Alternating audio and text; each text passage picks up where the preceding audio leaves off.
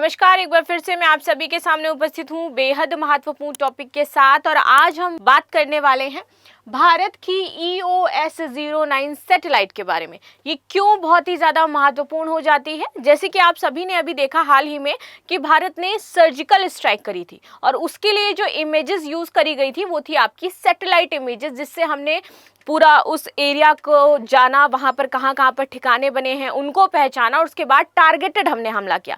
तो इसमें हमारा कौन काम आया? जो सैटेलाइट है। अभी हम दोबारा से जो EOS-09 सैटेलाइट है इसको अंतरिक्ष में भेज रहे हैं ताकि अभी हमें और ज़्यादा क्लियर इमेजेस वहाँ से दिख सके। हाई रिजोल्यूशन वाला ये होने वाला है, यानी कि अब हम और भी ज़्यादा सटीकता से जो हमारे बॉर्डर इलाके हो जाते हैं और जो पाकिस्तान के इलाके हो जाते हैं उसमें खासा नजर रख सकते हैं।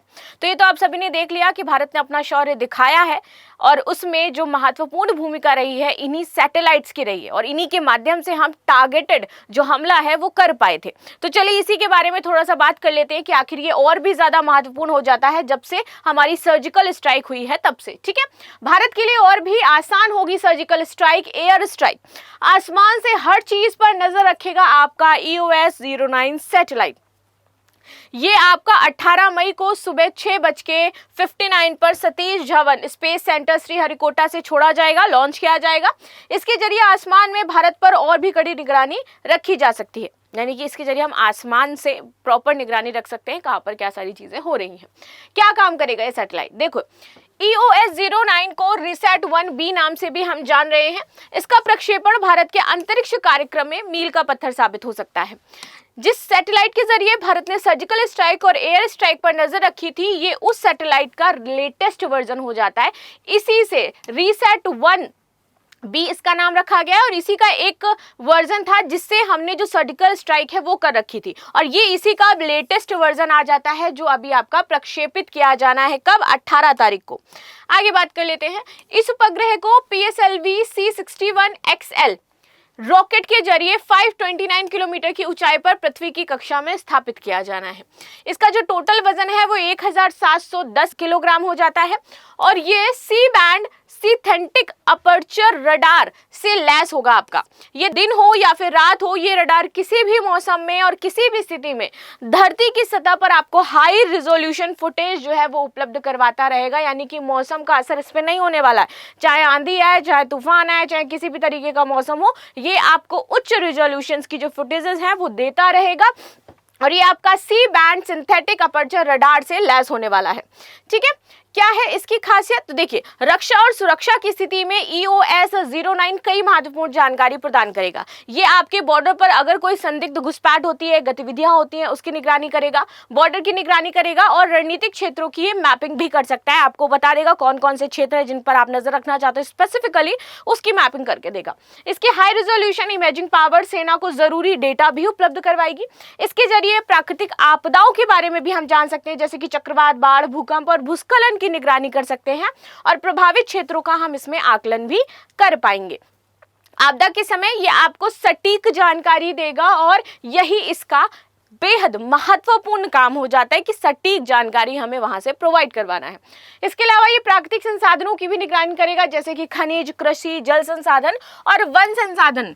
ठीक है, ये फसल के स्वस्थ उपयोग और पर्यावरण परिवर्तनों का विश्लेषण करने में भी आपकी मदद करने वाला है।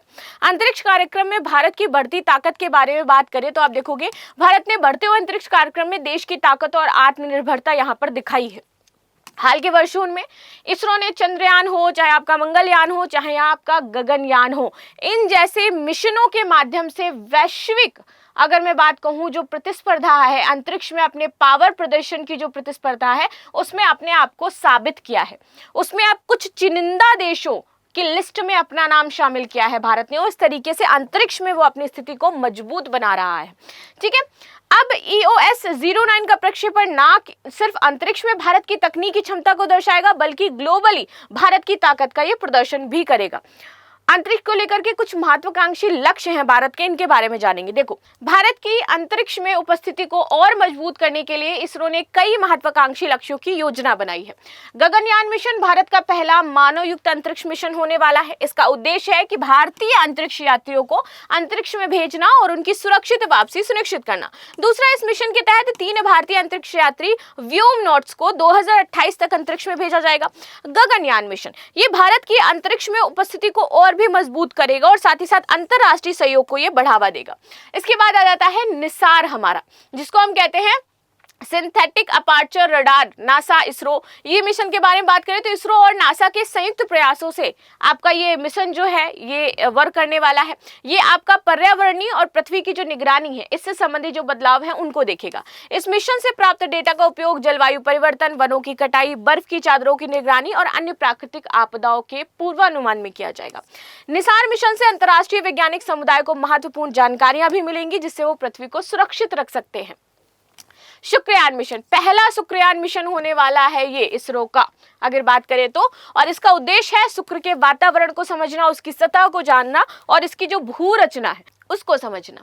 इस मिशन से प्राप्त डेटा से शुक्र ग्रह के रहस्यों का पर्दाफाश होगा और अंतरिक्ष विज्ञान के जो नए आयाम हैं वो इसमें जुड़ेंगे आगे। शुक्रयान मिशन 2028 में लॉन्च किया जाएगा। इससे भारत की अंतरिक्ष अन्वेषण क्षमता और भी ज्यादा मजबूत होगी। भारत कि अब धमाकेदार वापसी की बात करो तो देखो, हम अपना अंतरिक्ष स्टेशन भी बना रहे हैं। चंद्रयान, मंगलयान, गगनयान, निसार, शुक्रयान जैसे जो मजबूत इंपॉर्टेंट मिशन है इनको भी हम लॉन्च कर रहे हैं। इन मिशनों के माध्यम से भारत अंतरराष्ट्रीय अंतरिक्ष समुदाय में एक महत्वपूर्ण भूमिका निभाएगा और नई ऊंचाइयों पर जाएगा। इसरो की ये योजना न केवल भारत को वैज्ञानिक दृष्टिकोण से मजबूत करेगी बल्कि अंतरराष्ट्रीय संबंधों और जो सहयोग है इसमें भी मजबूती प्रदान करेगी। भारतीय अंतरिक्ष कार्यक्रम की इस प्रगति से देश की प्रौद्योगिकी और जो नवाचार क्षमता है वो भी बेहतर बनेगी। इसी बीच हमारे कुछ अंतरिक्ष से संबंधित ना ट्रीटीज हुई थी, इनके बारे में बात करते हैं। सबसे पहला है आपका आउटर स्पेस ट्रीटी। इसमें अंतरिक्ष में परमाणु शस्त्रों की जो स्थापना है उसको प्रतिबंधित कर दिया गया कि कोई भी अंतरिक्ष में अपने परमाणु जो चीजें हैं वो लेकर के नहीं जाएगा और बाह्य अंतरिक्ष को सभी के अन्वेषण के लिए स्वतंत्र घोषित कर दिया गया। रेस्क्यू एग्रीमेंट ये प्रावधान करता है कि संकट में फंसे अंतरिक्ष यात्रियों को सुरक्षित वापस लाया जाना चाहिए और अंतरिक्ष वस्तुओं को उनके मालिकों को लौटाने का प्रावधान है। ठीक है, इसके बाद आता है लायबिलिटी कन्वेंशन। इस प्रावधान में प्रक्षेपण करने वाला राज्य पृथ्वी की सतह पर अपने अंतरिक्ष पिंडों और वायुयानों के कारण हुई क्षति के लिए क्षतिपूर्ति देने के लिए पूर्णतः जिम्मेदार होगा और वो ही यहाँ पर क्षतिपूर्ति देगा। मून एग्रीमेंट, चंद्रमा और अन्य खगोलीय पिंडों को मानव जाति की साझा विरासत घोषित करना और उनके दोहन को प्रतिबंधित करना, ये व्यापक रूप से यहां पर है। यूएन कॉर्पस, इसकी बात करें तो ये कोई संधि नहीं है बल्कि ये शांतिपूर्ण अंतरिक्ष अन्वेषण की बात करता है कि वहां पे कोई संघर्ष नहीं होना चाहिए, अंतर्राष्ट्रीय सहयोग को बढ़ावा देता है। आर्टेमिस ऑक्स की बात करते हैं तो जिम्मेदार चंद्र अन्वेषण के लिए अमेरिका के नेतृत्व वाली फ्रेमवर्क, पारदर्शिता, शांतिपूर्ण उपयोग और अंतर संचालनीयता तथा संसाधन साझाकरण पर ये आपकी जोर देती है। तो कुछ इस तरीके से ट्रीटीज है जो बताती है कि हमें अंतरिक्ष से संबंधित कैसे अन्वेषण करने हैं। अगर कोई खराबी हो जाती है तो उसकी भरपाई कौन करेगा, अगर कोई वहां अंतरिक्ष में फंसा हुआ है तो उसको कैसे रेस्क्यू किया जाना है। तो ये सारी चीजें थी जो हमने डिस्कस करी। बाकी आपकी क्या राय जरूर बताइएगा। मिलते हैं नेक्स्ट क्लास में, तब तक के लिए धन्यवाद। लाइक शेयर सब्सक्राइब करना बिल्कुल भी ना भूलें and thank you so much.